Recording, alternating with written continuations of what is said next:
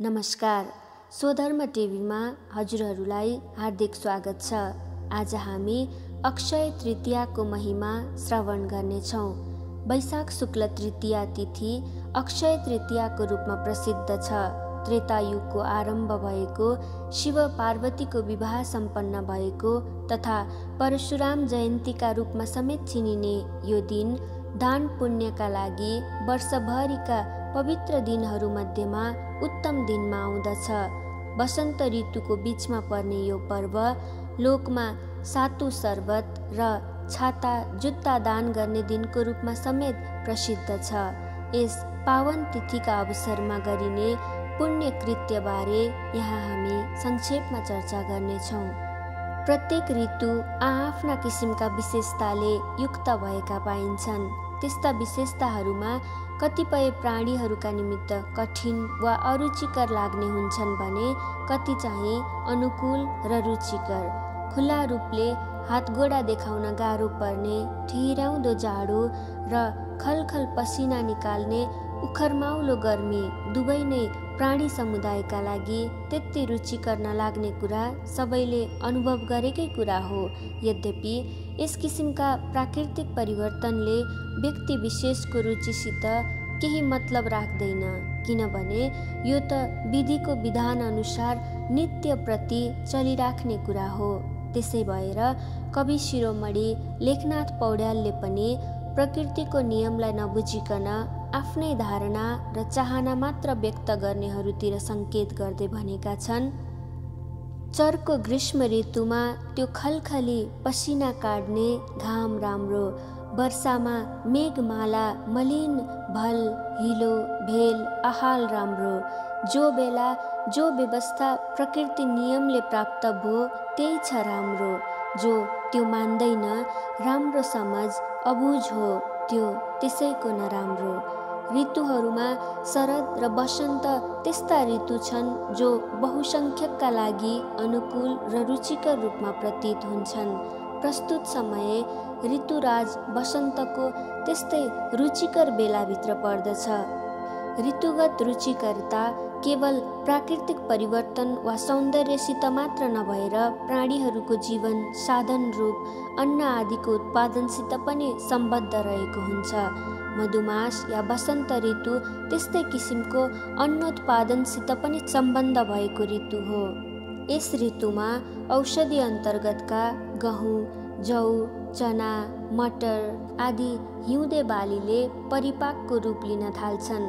मधुमास अन्तर्गत चैत्र समेतको गणना भए पनि माधुर्यको परिपाक भने वैशाखमा मात्र गएर हुने भएकाले यसको विशेषता स्वतः स्पष्ट हुन्छ। भगवानले गीतामा विभूति योगको प्रसङ्गमा ऋतुनाम कुसुमाकारम भनेर ऋतुहरूमा वसन्त ऋतुको रूपमा आफूलाई उल्लेख गर्नुभएको छ।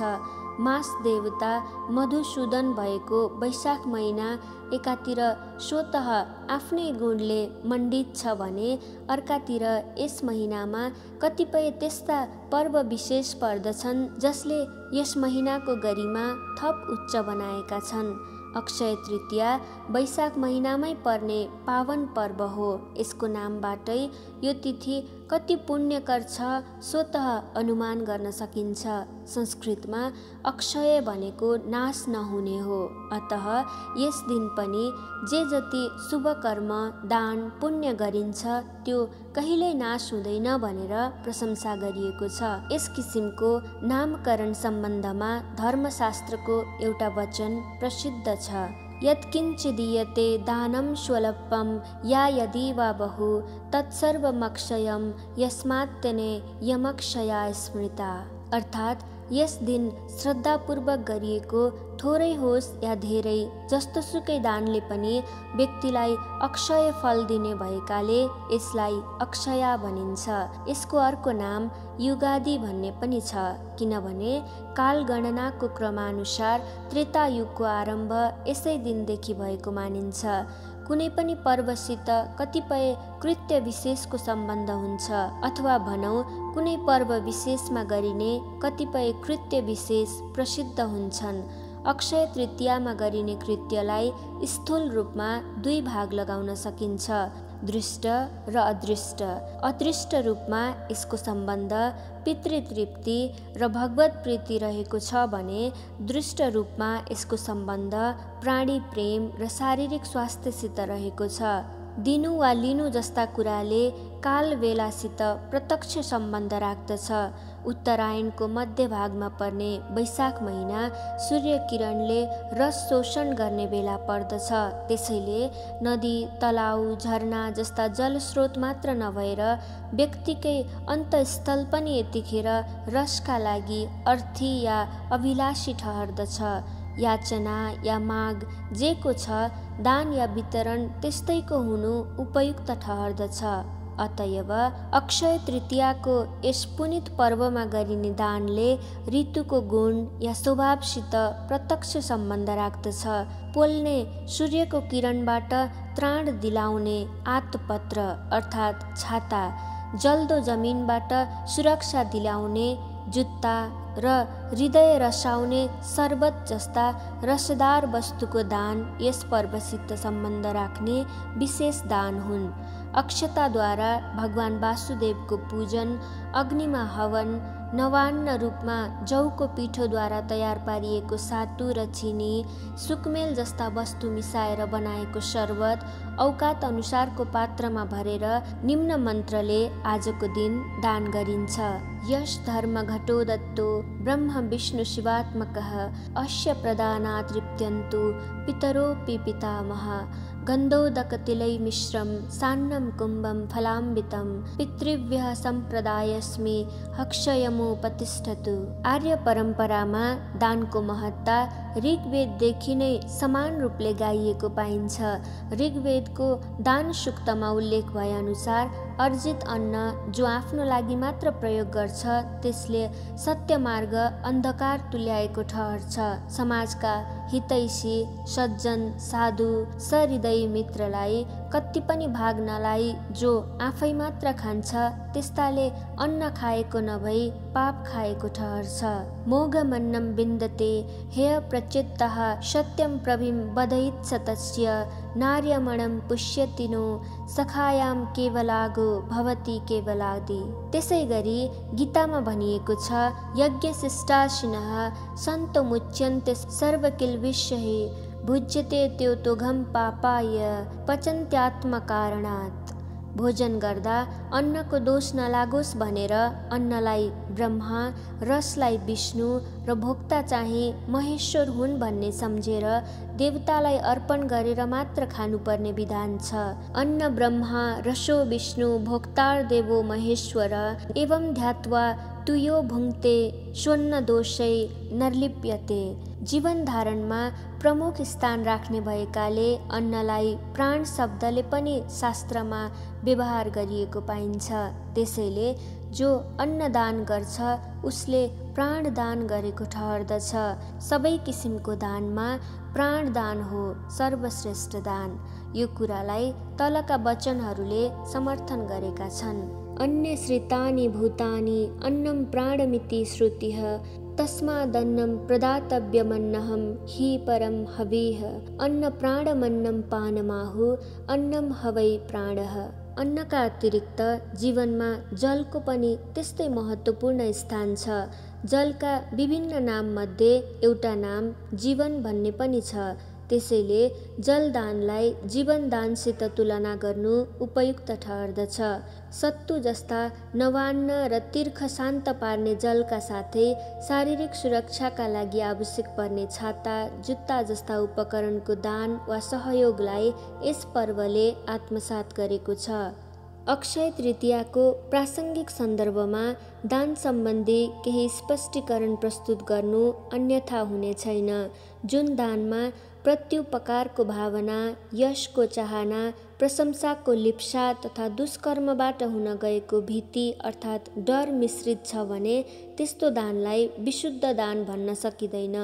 उक्त कुरा बाहेक कर्तव्य रूपमा आन्तरिक भावले प्रेरित भएर देश, काल र पात्र अनुसारको दान गरिन्छ भने त्यस्तो दानलाई उत्तम दानमा गनिएको छ।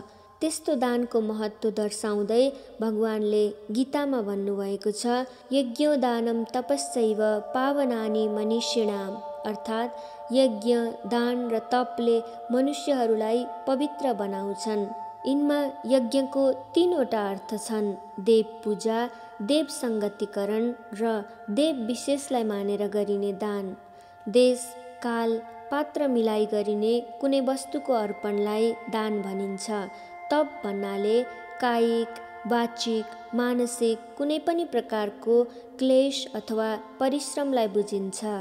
व्रत, उपवास, प्रायश्चित, यम, नियम आदि तप अन्तर्गतका कुरा हुन्। उपनिषदमा 3वटा दको एउटा रोचक प्रसङ्ग आउँदछ, जस अनुसार देवगणलाई भोगी भएकाले इन्द्रिय दमन गर्न, मनुष्यगणलाई लोभी भएकाले दान गर्न र असुरगणलाई क्रूर र हिंस्रक भएकाले प्राणी मात्रमा दयाभाव राख्न प्रजापति ब्रह्माले निर्देशन गर्नुभएको छ। कुनै पनि वस्तुले पवित्रता तब मात्र प्रदान गर्न सक्दछ जब स्वयं आफू पवित्र छ।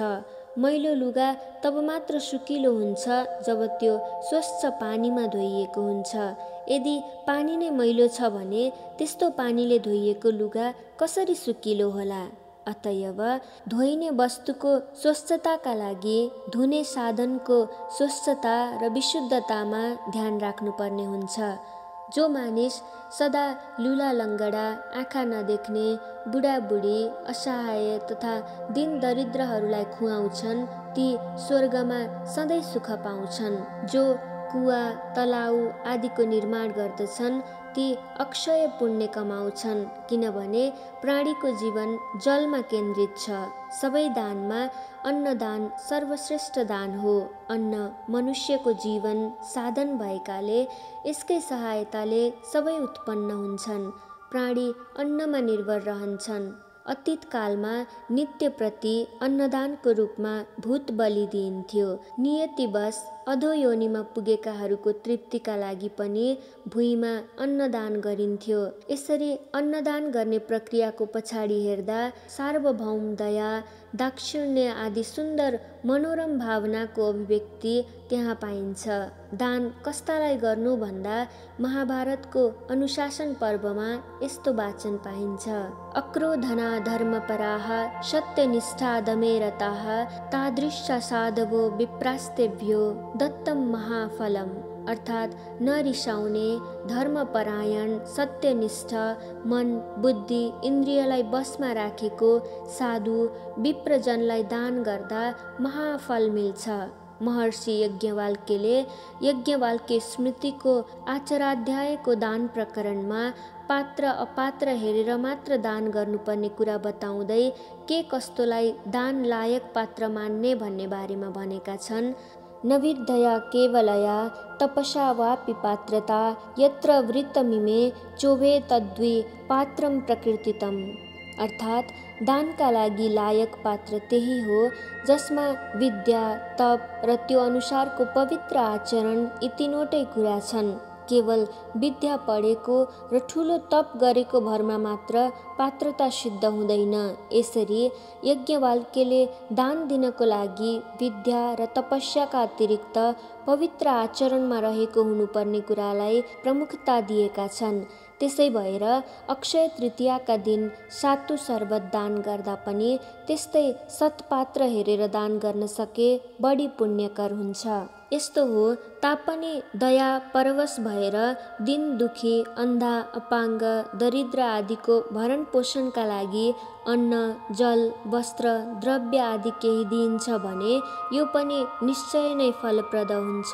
यस्तोमा पात्र विचार गर्नु पर्दैन। दयामुद्दिश्य यद्यानं पात्रेभ्योऽपि दीयते दीनान्ध कृपणेभ्यश्च तदानन्त्याय कल्पते। वैशाख शुक्ल तृतीयाकै दिन परशुराम जयन्ती पनि पर्दछ।